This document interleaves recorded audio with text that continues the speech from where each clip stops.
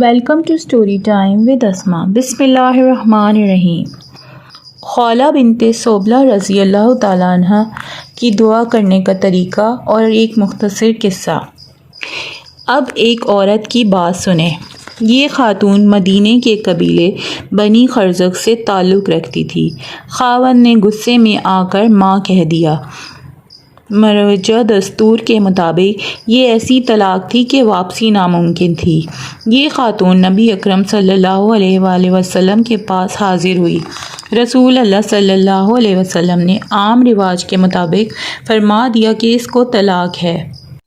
کائنات میں سب سے افضل انسان سے مایوس ہو کر وہ خاتون وہیں بیٹھی اللہ کے سامنے فریادیں کرتی گئی اور اس وقت تک اٹھنے کا نام نہیں لیا جب تک مروجہ دستور منسوخ نہیں ہو گیا۔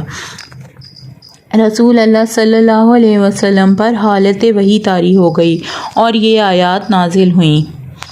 ترجمہ: بے شک اللہ نے سن لی ہے اس عورت کی بات جو تیرے ساتھ اپنے شوہر کے بارے میں جھگڑ رہی تھی، اللہ کے سامنے فریاد کرتی جا رہی تھی۔ اللہ تم دونوں کے سوال و جواب سن رہا تھا۔ بے شک اللہ سننے والا، دیکھنے والا ہے۔ تم میں سے جو لوگ اپنی بیویوں سے زہار کرتے ہیں ان کی بیویاں ان کی مائیں نہیں ہو سکتی۔ ان کی مائیں وہی ہیں جنہوں نے ان کو جنم دیا۔ وہ زبان سے سخت ناپسندیدہ اور جھوٹی بات کہتے ہیں اور اللہ معاف کرنے والا اور درگزر کرنے والا ہے۔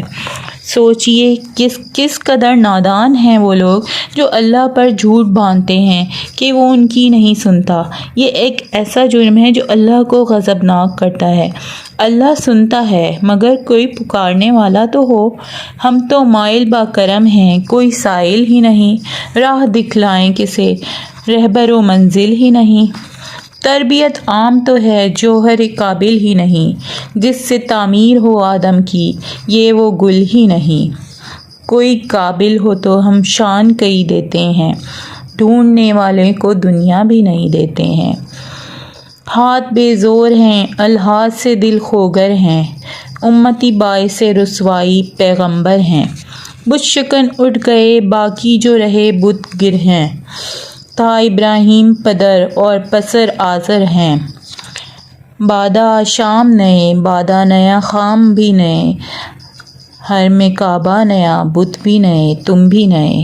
اللہ تعالیٰ کا دروازہ مت چھوڑیے، ایسے فقیر بن کر اس کی چوکھٹ اس طرح تھام لیجئے کہ آپ کو اس کا بندہ ہونے کا یقین ہو جائے۔ نبی اکرم صلی اللہ علیہ وآلہ وسلم نے فرمایا۔ ترجمہ: اس یقین کے ساتھ اللہ سے دعا مانگو کہ وہ ضرور قبول ہوگی۔ جان رکھو کہ اللہ غافل دل کھیلنے والے کی دعا قبول نہیں کرتا۔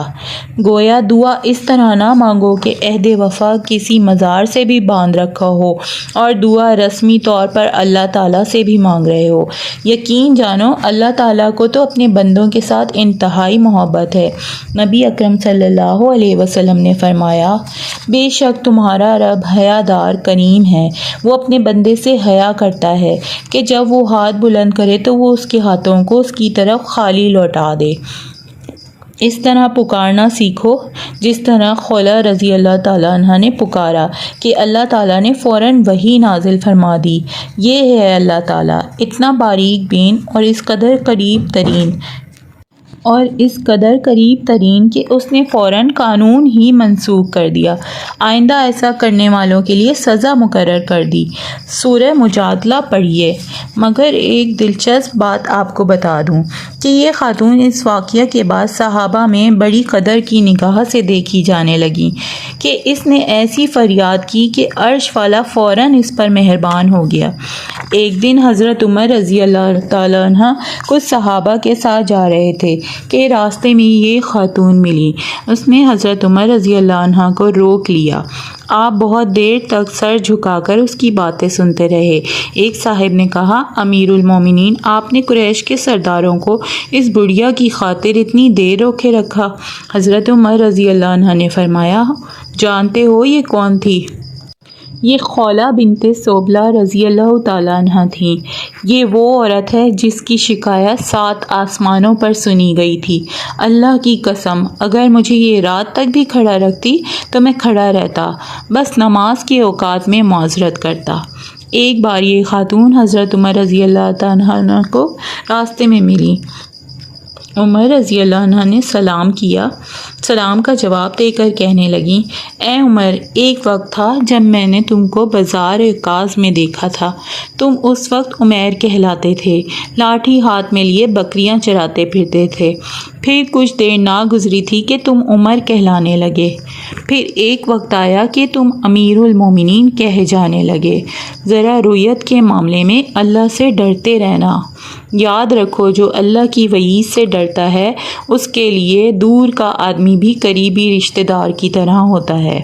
جو موت سے ڈرتا ہے اس کے حق میں اندیشہ ہے کہ وہ اس چیز کو کھو دے گا جسے بچانا چاہتا ہے۔ جارود عبدی رضی اللہ تعالیٰ عنہ جو عمر رضی اللہ تعالیٰ عنہ کے ساتھ تھے بولے، اے عورت، تو نے امیر المومنین کے ساتھ زبان درازی کی ہے۔